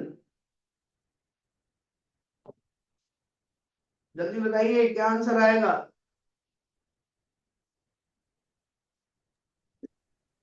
Sir U B cos theta is equal to U A sine theta, तो sir ये U B is equal to U A tan theta आ जाएगा सर। बहुत बढ़िया बेटा, बहुत बढ़िया, शाबाश। देखो कोई और सीख पा रहा हो नहीं सीख पा रहा हो ऑनलाइन में, लेकिन मीत यजत ये दोनों ने खूब अच्छे से पार्टिसिपेट किया है और समझा है।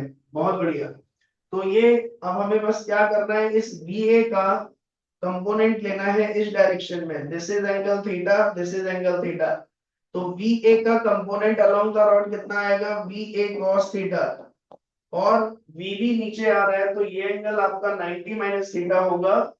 तो इस VB का इधर जब कंपोनेंट लेंगे तो ये आएगा VB sin थीटा। वैसे तो बनेगा VB cos 90 माइनस थीटा, तो वो कन्वर्ट हो जाएगा VB sin थीटा में। तो अब दोनों एंड की वेलोसिटी अलोंग द रॉड जब हम लिखेंगे तो वो इक्वेट कर देंगे VB sin theta is equal to VA cos theta. और जब ऐसा करेंगे तो यहां से velocity of B is equal to आ जाएगा velocity of A cos theta divided by sin theta. तो ये आपका बन जाएगा velocity of B is equal to velocity of A cot theta. I hope ये आपको क्लियर होगा। बताइए बेटा, इज इट क्लियर? बहुत बढ़िया, बहुत बढ़िया। देखो ये चीज रॉड के लिए है, सेम स्ट्रिंग के लिए भी यही चीज है। कल को अगर आपको क्वेश्चन में एक रस्सी आ जाए, स्ट्रिंग, अनस्ट्रेचेबल स्ट्रिंग आ जाए, अगर अनस्ट्रेचेबल स्ट्रिंग, तो घबराना नहीं है, अनस्ट्रेचेबल स्ट्रिंग से बिल्कुल भी नहीं घबराना है, ठीक है। अगर मैं आपको रस्सी दे दूं, रॉड की जगह एक रस्सी बना दूं, तो आप ये मत सोचना कि भाई रस्सी खिंच जाएगी मोशन के साथ, नहीं रस्सी नहीं खिंचती, ऑलरेडी लिखा हुआ है अनस्ट्रेचेबल स्ट्रिंग, ठीक है। तो रस्सी में भी सेम यही चीज आप अप्लाई करोगे कि अगर ये एंड है V1 और ये एंड है V2 और ये एंगल है अल्फा, ये एंगल है थीटा, तो आप यही लिखोगे V2 cos alpha is equal to V1 cos theta. Is that clear बेटा? बोलो, क्लियर है? तो ये एक बार जल्दी से एक लास्ट आंसर मुझे बता दो जाते जाते। ये पुली है, यहाँ पर एक ब्लॉक लटका हुआ है A, इसकी वेलोसिटी है U, और ये रस्सी इस पुली से होती हुई इधर जा रही है लाइक दिस, ठीक है। और यहाँ पर एक ऑब्जेक्ट है B जो कि ग्राउंड पे रखा हुआ है लाइक दिस, और इसको हम V वेलोसिटी से ऐसे लेके जा रहे हैं। रस्सी का इससे जो एंगल है दिस इज थीटा। तो मुझे ये बताओ, ये जो जॉइंट है आपका B के साथ, इस जॉइंट की वेलोसिटी इस तरफ है V, ठीक है ना। जो ब्लॉक की वेलोसिटी होगी वही इस जॉइंट की वेलोसिटी होगी। तो मुझे बताओ इस U में और V में क्या रिलेशन होगा, जल्दी बताओ भी। U में और V में क्या रिलेशन होगा? ये रस्सी का एक एंड हो गया और ये रस्सी का दूसरा एंड हो गया, तो अलोंग द रस्सी दोनों एंड की वेलोसिटी सेम होगी। ये है स्प्रिंग कांस्टेंट। तो जल्दी से मुझे रिलेशन बताओ क्या होगा।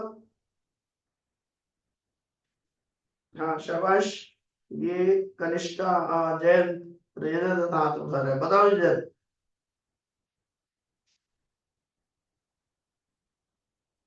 बताओ बेटा कनिष्का,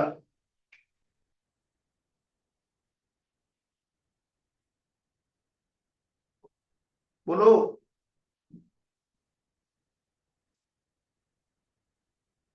देखिए यहाँ पर रस्सी के इस एंड की वेलोसिटी नीचे की तरफ है U, और ये एंड B से इधर जा रहा है, तो अलोंग द रस्सी इसका कंपोनेंट कितना होगा? V cos theta. तो रस्सी के अलोंग दोनों एंड के कंपोनेंट की वेलोसिटी सेम होनी चाहिए, यानी कि हम लिखेंगे U is equal to V cos theta. This is the relation between U and V। I hope it is clear. Is it clear Meet? बताइए, is it clear? Yes, yes, sir. चलो ठीक है बेटा, तो आज का हमने ये क्वेश्चन खत्म कर लिया। इसको अच्छे से रिवाइज करना, पूरे लेक्चर को वीडियो लेक्चर देख के, और इन प्रॉब्लम्स को खुद से सॉल्व करने की कोशिश करना। कल के लेक्चर में हम पढ़ेंगे river swimmer problem in 2 dimensional. नदी तैरना सीखेंगे, हम नदी पार करना सीखेंगे। रिवर स्विमर प्रॉब्लम्स देखेंगे कल के लेक्चर में। Take care, bye bye, have a nice day.